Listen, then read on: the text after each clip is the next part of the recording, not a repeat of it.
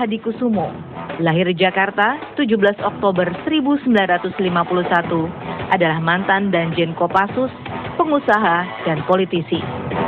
Berasal dari keluarga ilmuwan dengan kakek seorang pendiri Bank Negara Indonesia, Margono Joyo Hadikusumo, dan ayah seorang begawan ekonomi, Sumitro Joyo Hadikusumo ini, Prabowo menghabiskan masa kecil dengan cerita-cerita kepahlawanan. Dengan panggilan kesayangan Gatot Koco dari sang kakek, Prabowo mewarisi nama Subianto dari sang paman yang gugur dalam pertempuran Lengkong di tahun 1946. Masa remajanya dilewati dalam masa pertempuran ideologi antara komunisme dan nasionalisme, PRRI, dan pengungsian ke luar negeri. Sang ayah juga mendidik Prabowo agar tidak manja dengan mengirimkannya sekolah ke luar negeri. Di luar negeri jugalah Prabowo cilik kerap alami hinaan sebagai minoritas. Hinaan yang membawa rasa nasionalismenya makin mendalam. Tahun 1983, Prabowo menikahi Siti Hediati Haryadi yang merupakan anak Soeharto.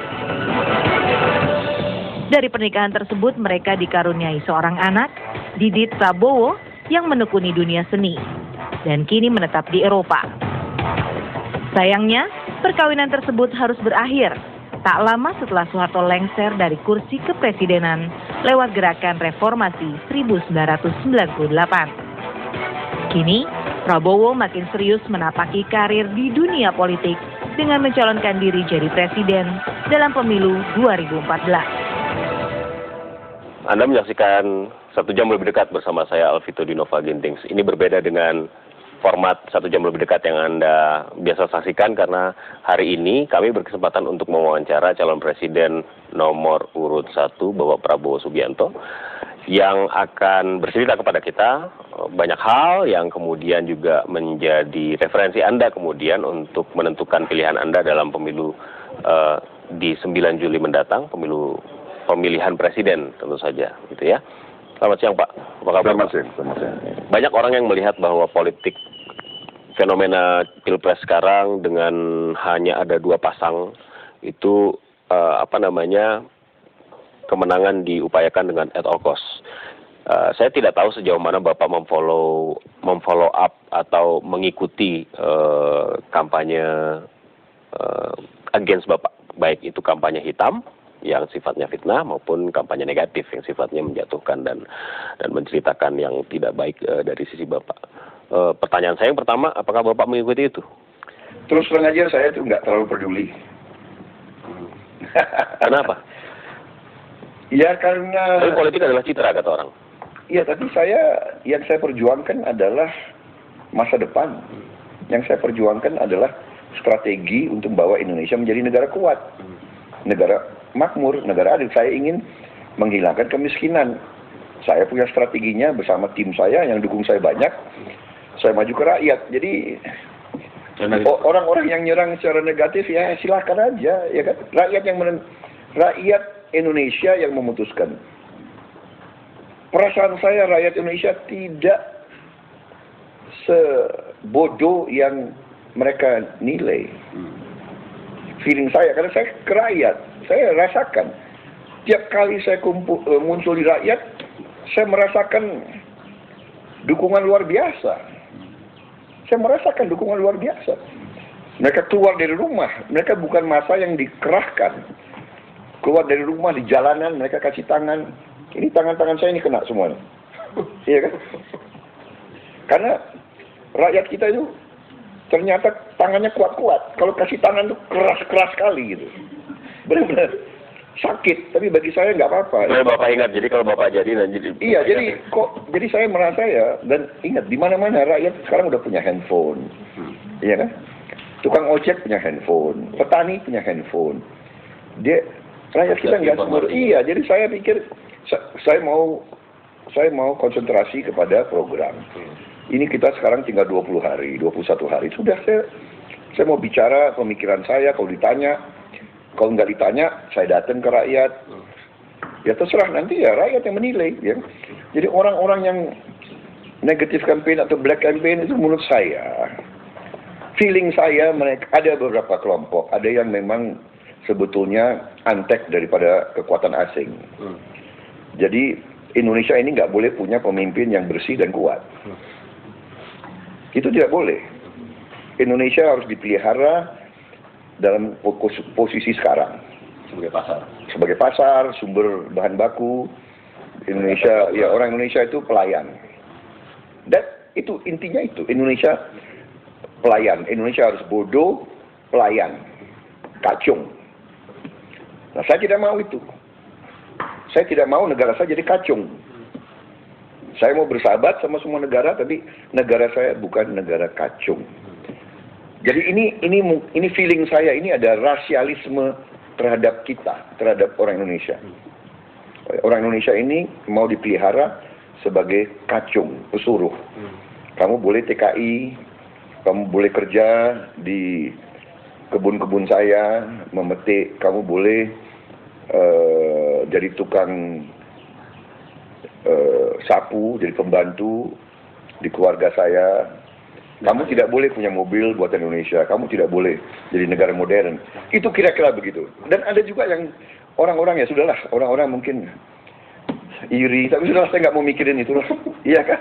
Untuk apa dipikirin? Iya kan? Kalau rakyat percaya mereka, ya nggak apa-apa. Saya kembali ke sini, saya urus sapi saya sama kambing saya. Iya kan? Jadi Bapak tidak terlalu peduli? Enggak, saya nggak peduli. Saya hanya mau mengabdi kepada bangsa dan negara. Saya pasrah kepada Tuhan. Saya sudah dan saya tetap akan optimis. Karena saya masih punya cita-cita banyak ya. Kalau tidak terpilih, saya ingin bikin sekolah unggulan. Saya juga harus perbaiki universitas yang saya pimpin, dan saya ingin punya klub sepak bola.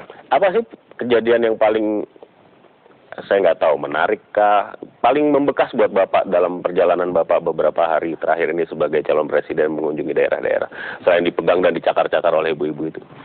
Saya merasakan getaran, semangatnya ini, dukungan besar sekali. Saya merasakan itu. Kan nggak bisa dibuat. Kalau umpamanya di suatu tempat, massa sudah kumpul, ya itu massa yang dikerahkan. Ya. Tapi saya dalam perjalanan dari airport, dalam perjalanan dari mana itu, rakyat tahu rombongan kita lewat, mereka keluar dari toko, mereka acung-acungkan tangan satu. Iya kan? Itu kan bukan rakyat yang dikerahkan, bukan rakyat yang dibayar kan? Iya kan? Jadi saya merasa dukungan dari bawah gitu. Dan Anda kan juga monitor. Di rumah Polonia itu kita nggak minta tiap hari 5-6 ormas datang dari mana-mana. Deklarasi. Saya sampai harus minta maaf, banyak sekali saya tidak bisa hadir deklarasi itu. Banyak yang kecewa mungkin. Dan ini bukan kita rekayasa, bukan kita minta, bukan kita ini, kita harus menampung dukungan-dukungan itu. Saya kemarin di Makassar hadir perwakilan dari 300 guru besar. Bayangkan nggak, di Makassar dari Sulawesi Selatan dan bagian itu kumpul 300 guru besar. Perwakilannya, dia bawa tanda tangan dari 300 guru besar. Yang hadir hanya mungkin 20-30. Ini kan sesuatu yang luar biasa. Bayangkan, guru besar, cendekiawan, ini adalah orang-orang yang terpintar di suatu negara. Dia punya nalar, dia punya rasio, dia bisa bandingkan yang mana yang masuk akal, yang mana yang punya program, yang mana yang punya strategi, dan yang mana yang menguntungkan negara. Mereka nyatakan dukungan. Kemudian para ulama-ulama besar, mereka nyatakan dukungan. Jadi saya merasakan, saya kira kalau ada survei-survei yang tidak menangkap arus ini, ya saya nggak mengerti. Ya. Tapi saya paham arah pertanyaan Anda dalam arti begini, memang pemilihan presiden ini dibuat suatu ajang perebutan kekuasaan, di mana ada pihak-pihak yang mau at all cost untuk mendapatkan, karena negara kita sangat besar, kan begitu. Dan ini, tapi ternyata sebagian besar rakyat, sebagian besar pemimpin, sebagian besar elit sadar apa sebenarnya yang terjadi. Karena itulah mereka berbondong-bondong mendukung kami, gitu. Ya, mereka berbondong-bondong mendukung kami. Gitu. Mungkin di awal kalau lihat, ya itu, Anda kan sudah pakai istilah negara-negara tertentu, ya. Dan Anda bisa lihat mungkin kekuatan uang yang ada di pihak tertentu. Anda lihat aja kualitas billboard sama baliho, ya kan? Benar nggak? Anda bisa menilai, para elit bisa menilai, rakyat kita bisa menilai. Kita sekarang ada gerakan, baru saya dikasih tahu, satu rumah satu baliho. Jadi mereka sendiri bikin baliho sendiri, karena ya kita punya kemampuan juga terbatas. Saya secara pribadi saya hidup berkecukupan, benar. Saya juga demikian tokoh-tokoh di koalisi kami. Tapi kekuatan yang bisa kami kerahkan dibandingkan yang bisa dikerahkan oleh pihak-pihak tertentu kan jauh. Tapi kita percaya, saya percaya kepada kekuatan rakyat. Saya percaya. Bapak katakan tadi ada fase di mana dalam melaksanakan tugas Bapak hampir menemui aja